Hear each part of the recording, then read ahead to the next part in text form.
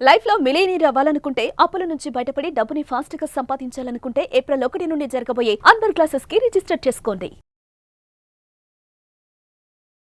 I am Jessica Pagadala. I am deeply grateful for the unwavering support from my Christian brothers and sisters.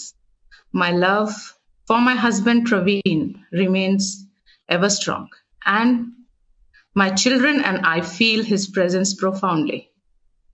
He was an incredible, loving husband and father, and we miss him dearly. During this time, I ask for peace and space for my family to grieve and heal. I urge all the Christians to live in harmony, spreading love, kindness, and peace as we are called to do. Let us forgive as Jesus forgave. Let us love as Jesus loved, and obey the authorities as the Bible teaches us. I encourage everyone to focus on their ministry. Hi hello నమస్తే, welcome back to Suman TV. ప్రస్తుతం మనతో పాటు ఉన్నారు public speaker Rajani Rama గారు. నమస్తే ma'am. నమస్తే Naveen. Ma'am, pastor Praveen మీరు follow అవుతున్నట్టే ఉన్నారు. ఆయనది అది యాక్సిడెంట్, అది మర్డర్ చేశారు అనేది కూడా క్లారిటీ లేదు. వెయిట్ చేస్తున్నారు అందరు కూడా ఏంటి అనేది. ఈ మధ్యన దానిపైన చాలా అనుమానాలు వస్తున్నాయి.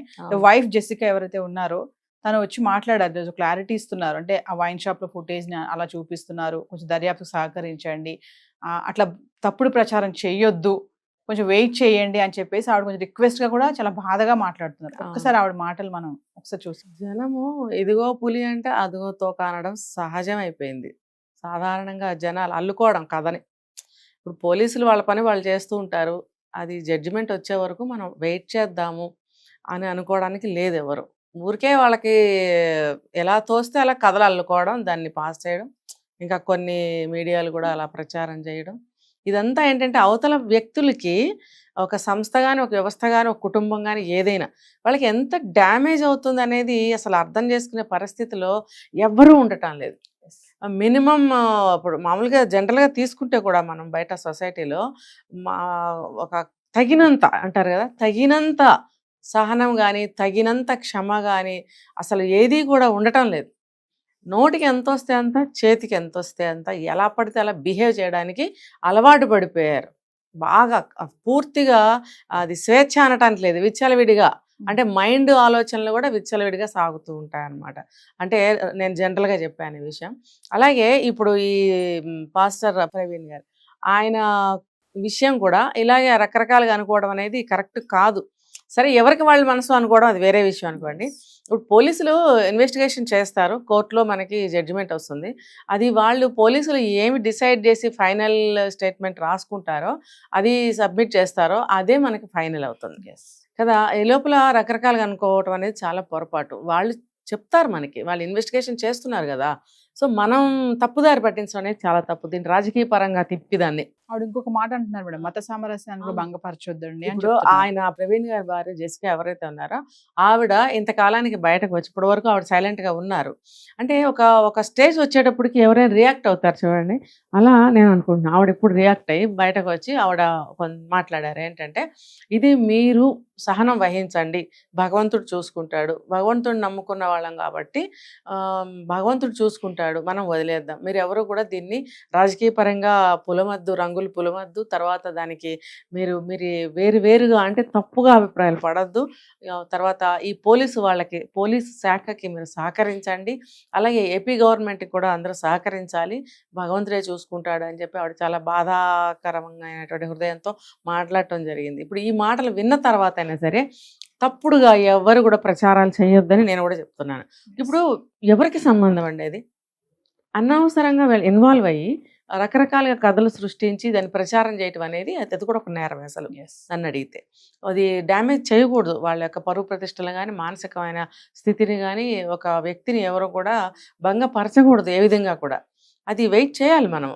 కాబట్టి ఇప్పుడు ఆవిడ ఇలా వచ్చి చెప్పారు కాబట్టి మనం గౌరవం ఉంచి ఆ మాటలకి విలువ ఇచ్చి సైలెంట్ అవ్వటం అనేది చాలా ఉత్తమమైనటువంటి మార్గం. అది ప్రతి ఒక్క మనిషి యొక్క సంస్కారాన్ని కూడా తెలియజేస్తుంది. ఫునరల్ కార్యక్రమంలో కూడా ఆవిడ అన్నారు మేడం ఏంటంటే, ఒకవేళ చంపి ఉంటే మాత్రం వాళ్ళని మేము క్షమిస్తాము, మీరందరూ కూడా ఎక్కువ ఉద్రేకపడొద్దు, ఎవరు అదే. ఆవేశపడకండి అని కూడా ఆవిడ చెప్పారు. అవును. అంటే అసలు బాధ మాకు కదా జరిగింది. మేము భగవంతుడిని నమ్ముకున్న వాళ్ళం. భగవంతుడు అందరినీ క్షమించమని చెప్తాడు. కాబట్టి మేము క్షమించాము అన్నట్టే చెప్పారావిడ. కాబట్టి అంటే ఇది ఇండైరెక్ట్‌గా ఏంటంటే ఆ బాధ మాకు గదా! మీకెందుకు? ఒకవేళ మీకు అభిమానంతో అలా ఉండవచ్చు గానీ, మీరు ఎక్కువగా దాన్ని సాగదీసి, దానికి ఇంకో వైపు తిప్పి, గొడవ చేసి, అనవసరమైనటువంటి చెడుని క్రియేట్ చేయొద్దు అని కూడా ఆవిడ చెప్పడం జరిగింది. ఆ దహన సంస్కారాలు వాళ్ళు చేస్తారు కదా, ఫ్యూనరల్ ప్రోగ్రామ్స్ ఏవో ఉంటాయి వాళ్ళకి, వాళ్ళ రిచువల్స్ ఉంటాయి కదా.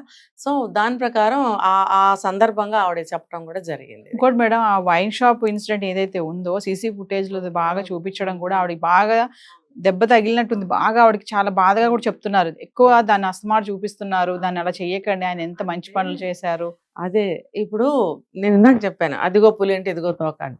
అది ఎవరెవరో వస్తుంటారు ఆ షాప్కి, మనిషిని పోలిన మనిషి ఒక్కొక్కళ్ళు వెనక్కి ఒకలాగా అనిపిస్తారు. ఒకళ్ళు చూస్తే ఫలానా వ్యక్తిలాగా ఉన్నారు, సైడ్కి చూసిన ఒక్కొక్క వ్యక్తిలాగా ఉన్నారు. అలాంటి అపోహ కూడా జరిగి ఉండొచ్చు. కాబట్టి మీరు డైరెక్ట్గా ఆయన ఎందుకంటారు, ఆయన అంత మంచి పనులు చేసి ఒక పాస్టర్గా ఉండి వైన్ షాప్ దగ్గరికి వెళ్ళి ఒక ఆర్డినరీ మెన్ లాగా వెళ్ళి అలా తెచ్చుకుంటారా, తీసుకుంటారా?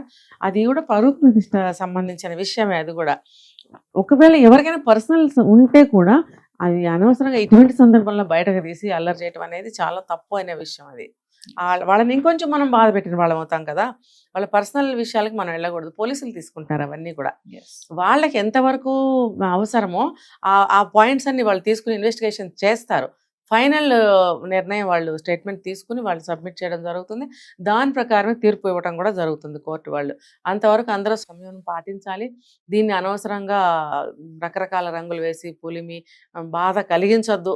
ఏంటంటే ఆవిడ భర్తను కోల్పోయి ఉన్నారు, మత పెద్ద కాబట్టి జనాలందరూ కొంచెం ఆవేశపడుతున్నారు, అర్థం ఉంది. ఆవిడ బాధను కూడా మనం అర్థం చేసుకోవాలి. ప్రజలు వెళ్ళి ఇంకొంచెం పుండు మీద కారం చల్లినట్టు చేస్తే ఆవిడ ఆ బాధే తీసుకోవాలా?